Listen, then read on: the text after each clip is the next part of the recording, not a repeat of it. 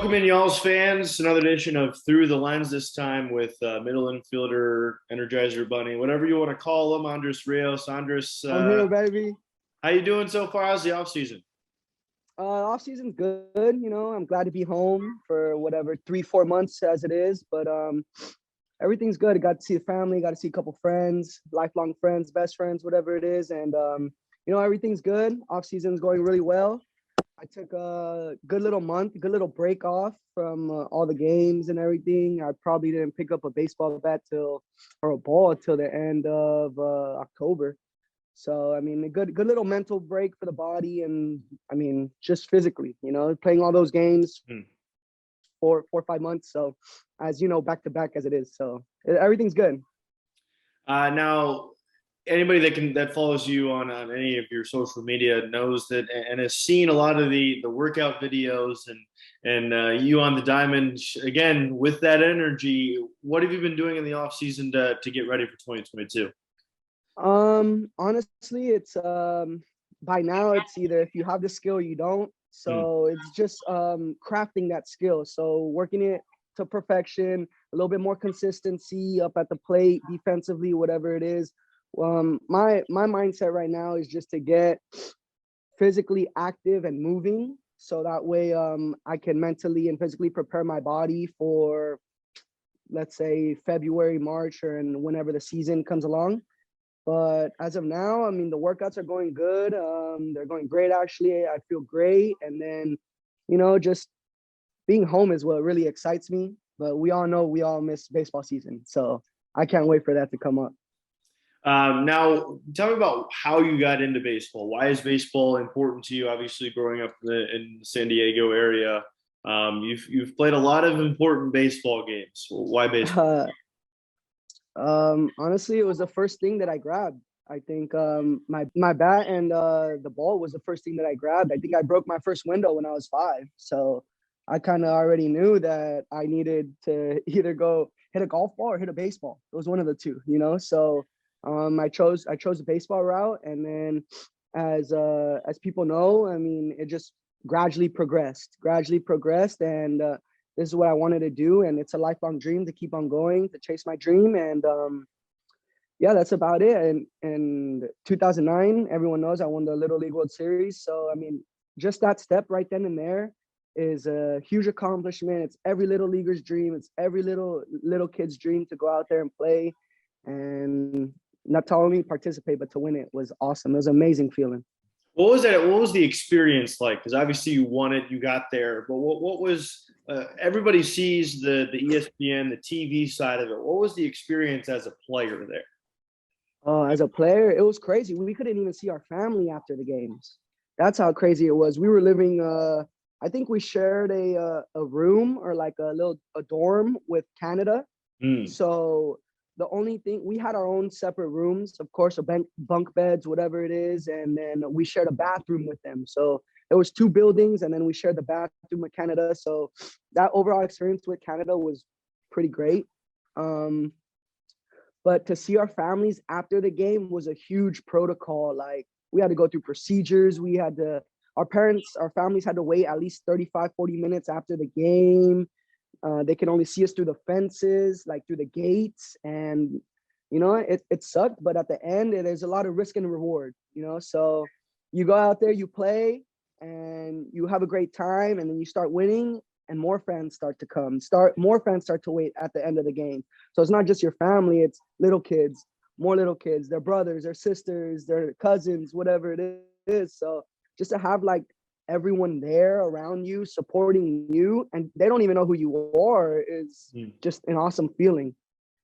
Now, does that make the winning part of it sweeter and feel a lot better once you've finished everything, you've gone through all of that, you've noticed the support, but then you can finally celebrate with them after it's all over? Oh yeah, the celebration was huge. We landed into San Diego, and we had a party bus, and all the parents were like, oh yeah, we're gonna take you home, we're gonna do this. And mind you, all the party bus that we were in was all tinted, so 100% limo tint. You can't see anything in, you can't see anything out. They just said, get up in the bus, and we're taking you home.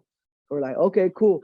we get home to a junior college, Southwestern Junior College that we didn't even know, which is home, you know, and they go and they open up the doors, and as soon as they open up the doors, we have at least 4,000 to 6,000 fans in that stadium just yelling our names, and we were like, oh my gosh, all signs and everything. So that support system just ended up growing and growing and expanding. Next thing you know, there's the whole city behind you. And once you have the whole city behind you, it's like, dang, I really did something, you know, or it's like, we really did something and we brought home that championship. And San Diego's on, I mean, the Little League World Series is the only championship brought home into San Diego by any team, MLB, NBA, before the Clippers left. And you go along the lines, you know, like we're the only ones. And to have that is pretty cool. At Petco Park, they had a banner that just had all of us all right there for, I think, the whole year of the next year. It was like 2010, 2011, they had that banner, because I know Petco Park just opened up, so they wanted to bring in more people. They wanted to show our faces and let everyone know that we were the champions of Little League World Series in 2009. Now that experience, you've now taken it to professional baseball. What have you taken away from maybe coaching at the youth level to where you are now and the success that you've had? Well, what I have to say, I'll be teaching my little nephew this all the time. I'll be preaching it to him like, hey, you got to start young. You know, it's okay to fail. It's okay to fail, but how are you gonna get up from that fall? You're gonna get up and you're gonna do something about it, or you're gonna get up and start crying and not want to do it again. You know, so it's all about like the mental aspect of it. Whether can you mentally gain enough confidence to pick yourself back up, you know? And I told them, and I keep telling the little ones too, where it's like, you got to teach them while you're young, so that way when they're up at that level of experience, they already know what to do. And it's like, oh, I've done this before, or hey, I've done this before. I know what this feels like. Like, oh, I remember showing this kid this, and that, you know? So that way, as they gradually progress into their life, into their stages of 9-year-old, 10-year-old, 11, and then they make their way to high school, they know the fundamentals, they know the basics, they know what that feel is. So I really just try and teach them young, and really try and preach that there's a lot of mental aspects into it rather than a lot of physical aspects. Yeah, the physicality can be there, or it may not be there at a young age, but if you know what you're doing and you know how to do it mentally, it's going to help you grow into that stage of knowing what you need to do. Now let's fast forward to 2021. You started in spring training with the Y'alls, pretty much the entirety of that spring training. Didn't make the team out of camp. Was picked up by Keep Quebec. Spent some time there. What was the process like through the couple of weeks and even months where you didn't know exactly where you were going to spend the 2021 season? Well, that's the mental aspect of it, you know. And you know, I fell, I got back down, and I got back up. So I mean, there's definitely some, I wouldn't say grudge, but there's something in my head where it's just like, dude, I know I can do that, or hey, I know I can go prove that, you know. So as soon as I got my chance and my opportunity, I rolled with it. I just held on to it, you know. So I cherished it, and I really just want to keep on progressing and getting better. So I know I have that spot. So if something does happen where, I don't know, another infielder comes in, another 2 infielders, 3 infielders come in, it's like, well, I know I can do that. I know I can compete with them.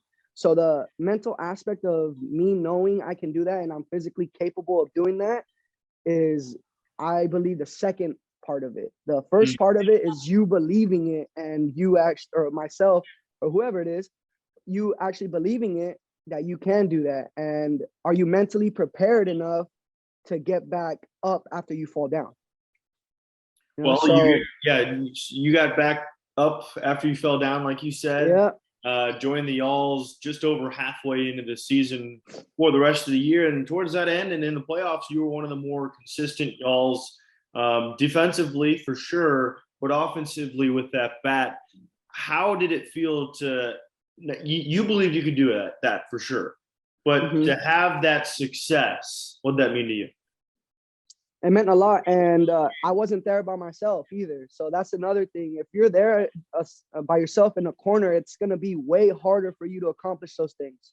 But I mean, right there in Florence, I have a great support system. You know, the coaches who gave me that other shot. And with that other shot, I proved to them that, hey, you know what, like I can do this. And not even the coaches, but to my friends, to my teammates. First, they're my friends, and then they're my teammates, you know?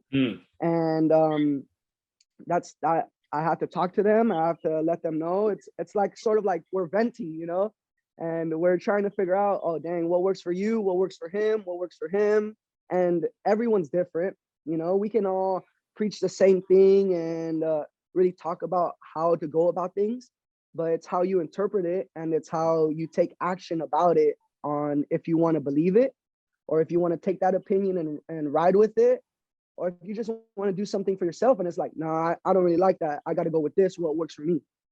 So it's kind of a venting thing. And I know I was there talking to a bunch of my teammates. I was talking there to Pintor about it, talking to Harry, to Joey Lytle. Like those three are like for sure my top main dogs, you know, and I mean, you see it right there on the field, and you see the energy, you see the momentum, and you see everything going with it. And it's like a stepping stool, a stepping ladder. You just progress. Rome wasn't built in one day, you know? So there's nothing that can be, there's nothing that can be perfect, but I'm saying you have that support system and you have those bricks that you can layer on top. It's going to just keep on going. And next thing you know, what Rome's built. Brick by brick. Brick by brick, baby. That's what it is. So I like to take little steps. You know, obviously there's a leap of faith every once in a while, roll the dice, gut instinct. But I think really having that support system is what changed me. And not that like I don't have that support system here, but it's way different on the road when I'm in Kentucky, and my family and my main support system is in San Diego.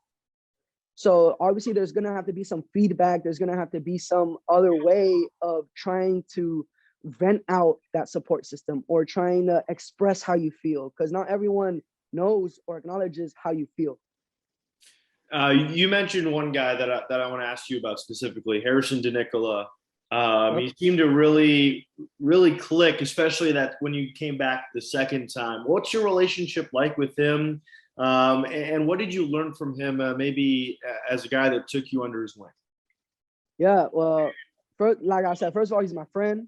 And shout out Harry D. You know, I love you, dude.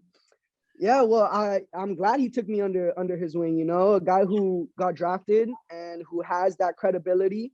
And, you know, I can say a lot of things. This video chat will go on forever if I keep on going talking about him. But, you know what? I'm glad he took me under his wing. I learned a lot from him. I learned a lot hitting wise from him and Drew. So, and a lot of the guys there, even during spring training, when it was that time to go show what you're worth, you know? So it wasn't where I was at spring training and it was like, oh, all right, well, coaches are just going to be here and be looking at you, doing this, doing that. It's like, no, it was a total opposite. You know, coaches were hands-on with you. And when the coaches were busy with someone else, I'd go to my friends and it's like, hey, you want to do this? You want to do that? How do I feel about this? Or what do you feel about that? And Harry was the number one dude. Towards the end of the season, he was, I don't know if you went into a locker room, but the lockers, it was Pintor. Yep. It was Pintor, myself, Harry, and Sean Hughes. Yep. So all those four, and then Tenny was right next to Pintor. Luis, yeah. So that side of the locker room, you want to talk about energizing. Oh my goodness, that side of the locker room was absurd. I had all the energy in the locker room over there, right? It was great. It was great, you know. So yeah, I can't say anything bad about anyone there in Florence, especially Harry, especially like everyone that was there, you know, all the guys really made me feel welcome that second time through. Really made it feel welcome time through. And I got a lot of credibility towards the end of the season, because like how you said, I got cut, I left, I wasn't there for 2 months, and then Pintor gets hurt. Yep. and they signed me back. And as soon as I came back, I was mentally thinking, all right, well, this is the shot. This is you're gonna lay it down for me. I'm gonna have to step all over it. Like I'm gonna have to attack it. There's no other way around it. So I kind of just rode with it, and I grabbed the reins, and all the people there were really behind me in my corner, telling me, hey bro, they brought you back for a reason. Hey dude, they brought you back for a reason. And I remember Joe Daugherty coming to me after we clinched. It was Joe and Carl Craigie. After we clinched, they came up to me individually and they're like, dude, I can't thank you enough, dude. I can't thank you enough. And I was like, what do you mean? Like for what? And he goes, you came back here and you didn't hold anything against us. You didn't badmouth us, you didn't do anything. You came in here and you played ball. And that right there, I appreciate you. And look where it got us. It got us winning the league, the division, sorry. Best record in regular season. Yeah. Yep. And then we went into playoffs. Craigie said the same thing to me, and I can't take that all for myself because it's a team effort. There's 9 people up on the diamond at all costs.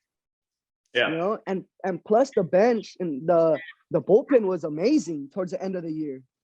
Wagner was shutting everyone out. Mm-hmm. So you have all those pieces of the puzzle falling together, putting them where they need to be, and then things just start rolling. Towards the end of the season, everyone saw it. We were hot. Now, what was your favorite moment from that 2021 season? If you had to pick one. Oh, man. My favorite moment was probably the last series at Southern Illinois. Because we needed to come out of there victorious. And it was funny because we were talking to some of the Southern Illinois players. I forgot who it was. It was their lefty leadoff hitter. Oh, Brian. Mm-hmm. Brian Flores or Fuentes, one of the two. I don't remember. And he had like a 19-20 game hitting streak going up on the line. And he was up to bat in the 9th. And it was 2 outs, and I was playing second. And I look over to my right, and I go, Pintor, like, it's coming right here. Like, it's going to come. I'm going to shift over more into the hole, play him a little shift, and you're going to shift a little bit behind second base. He's like, all right, I got you. Yeah, for sure. 2 outs. Daugherty laces a fastball right on the inside half, and this dude spins on it. And I'm like, oh, dang, this thing's coming fast. So I take a step and a dive, and I caught the ball, and I dove, and I just laid there. And I was like, yes, we came out of here with 2 dubs, 2 out of 3, exactly what we needed. The sweep would have been perfect, but we came out of here with 2 out of 3. And I stayed there, and I just laid there. I was like, thank goodness. Next thing you know, Pintor gets a message from him, from Fuentes, or is it Flores? I think Flores. Yeah. Oh, Fuentes? Okay. He gets a message on Instagram from Fuentes. He's like, why do you have to dive like that? I had a 20-game hitting streak, dude. And we were up like 3-1 or 4-1. Like, that hit wouldn't have mattered. And I was like, I told him, I go, well, you just can't hit it there, So Pintor was relaying the message, and he's like, no way, blah, blah. He was upset. And I mean, anyone would be, right. That 20-game hit streak with a base hit on the line, and like, you didn't have to die for that, but I wanted to go home. I didn't want to give anyone any chance.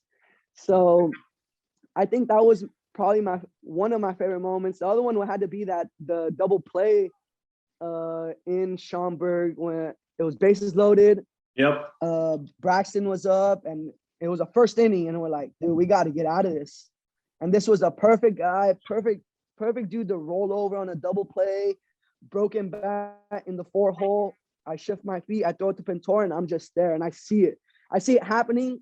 I'm manifesting it before it even happening. So I got to just move wherever the ball's at, and I got to know I got to catch this first and then throw it. I got time on the back half. I got to catch this, give a good, accurate throw to Pintor so that way he can just sling it across a diamond. And sure enough, that's what happened, and we got back up in that game after that. I asked Brian White that same question about what was his favorite moment of the season, and he also mentioned the Southern Illinois series where the team came back, had to make up some ground in the division, and just really the feeling because I was on that trip as well. The feeling overall, the morale on that bus on the way back was really something that was unmatched the entire season. Now, transitioning from your favorite moment from 2021, what are you looking forward most in 2022? Get back on that field, especially with my friends. Especially that's my happy place. That's my happy zone. And everyone knows once you go between those lines, it's game time. It's business. And we're at that age right now where we're doing this as a career. It's not where it's like, yeah, we got to have fun with it, but it's not just about having fun. It's about winning and getting promoted up out of the league. So when you have those two things together, compacting the team to where it's like, we got to win, we got to do this, and everyone's energy is around the same energy and knows what needs to be done, it can be done. And it will be done if you have that right momentum, you have that energy, and you know exactly what needs to be done. Those coaches, BY, Dave was there, Drew, everyone there that was even key, our clubby would be there, and he's right there. He's trying to shift the momentum, trying to shift it. When we were on that losing streak, or we went and we played 11 games and we lost 9 of them. Yeah. We're like, oh, dang. Okay, well, we need to switch this up. So we were doing anything and everything to switch it up. We were throwing our bats. We had a fire built with our bats, you know, obviously like not actual fire, but like a little teepee to see if the bats will get hot and everything like that. So there's strategies to it. There's a little, you know, I guess some spells to it if you really want to think about it. But everyone there is just so supportive and knows what needs to be done prior to the game. They know this. They know the small ball needs to work. They know we need to throw strikes, get ahead and count. And you with 2 strikes, they know you can't just leave a fastball right down the middle. You got to make your best out pitch. So when a routine ball is hit to you, they expect that play to be made. The hard ones, the hard plays where you dive, you spin, you're on a knee, whatever it is, those are your traits. Those are your athletic traits to where it's like, okay, damn, he did that? Oh, why? He can do that again. I bet you he can even dive, get up, spin, and do it again. Like whatever it is. But those are your star quality traits. Like for an outfielder, it could be his legs. Center fielder, you know, running down balls, tracking them down. Or for a right fielder, it could be their arm.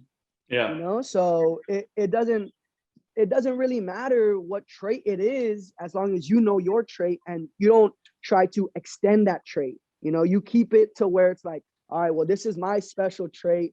I know I can do this. Let's keep the routine plays routine. When those hard plays come, that's your skill level. And that's everything knowing like, okay, I got to put this position, get rid of it. You know, so it's pretty cool to have everyone's superstar trait, you know.